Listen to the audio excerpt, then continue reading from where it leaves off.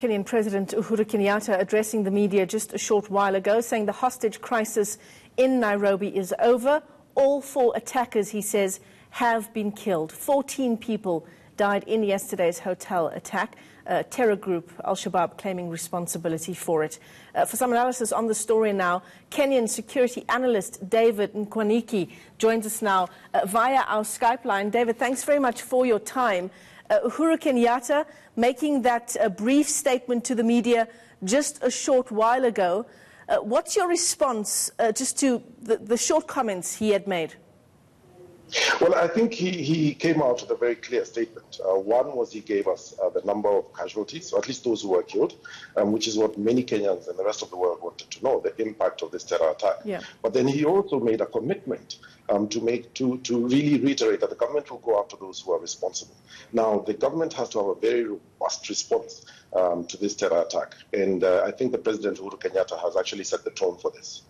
Now, David, this animosity between Somalia and Kenya is nothing new. Al-Shabaab, which has claimed responsibility for this attack, effected an equally, if not more, horrific attack on the Westgate Mall. That was back in 2013. 67 lives lost then.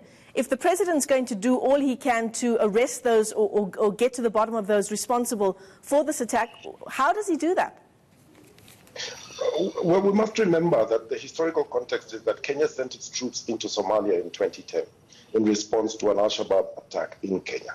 Now, the Al-Shabaab, of course, have always held Kenya as a high-value target and as an enemy because we have troops on the ground and boots on the ground in Somalia. Yeah. If I were to compare the 2 attacks, the Westgate attack and this one, I think I would say that the response this time was more robust, better coordinated, and you can understand that 14 Riverside, where this attack took place, is a high-market, high-end complex that houses residences, offices, and restaurants. And in fact, one major hotel, the D2.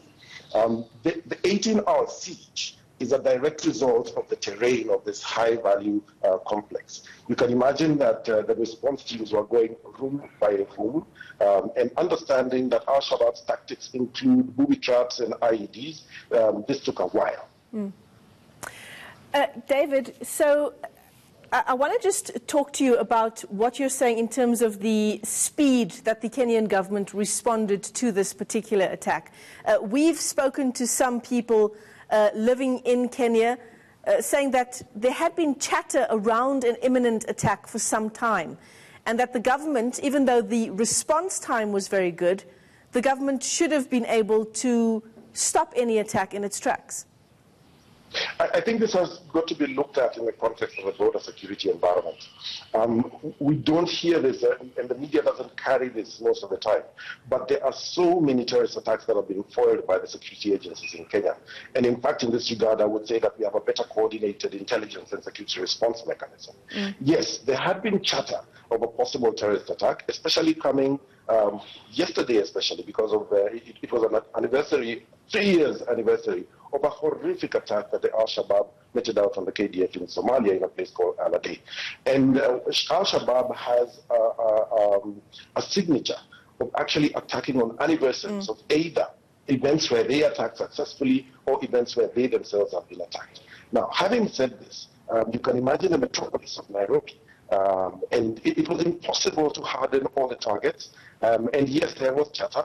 And I'm sure that there may have been 1 or 2, even other attacks planned for the same day that could have been foiled. So how does this impact the Kenyan government's decisions around the troops that are still in Somalia? Well, I think the response is clear. It will be a futile attempt to try and engage Al-Shabaab in Kenya. In fact, this reinforces the need to have troops in Somalia to actually strengthen the response and robust nature of any attack on Al-Shabaab in Somalia. We need to have a buffer in Somalia to strengthen the intelligence and other operational efforts on the ground in Kenya. David, I'm sure this this attack just yesterday must have a massive effect just on the psyche of Kenyans themselves, people living in the country, tourism in the country. But I want to talk about specifically people who are living in the country. We're still reeling from that Westgate attack, and attacks like this one yesterday brings back all of those memories. How is everyday life in Kenya affected now?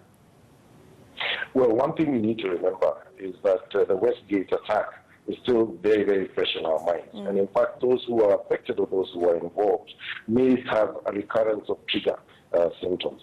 And so security is actually a perceptive issue. You're only as safe as you feel you are, regardless of what you have around you. So I can tell you right now that we feel insecure.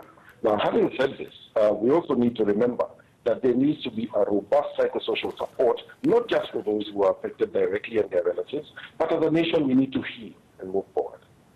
Yeah, absolutely. Well, all the best to you. Thanks very much for your time. Joining us there via our Skype line, security analyst in Kenya, David Mwaniki. The latest from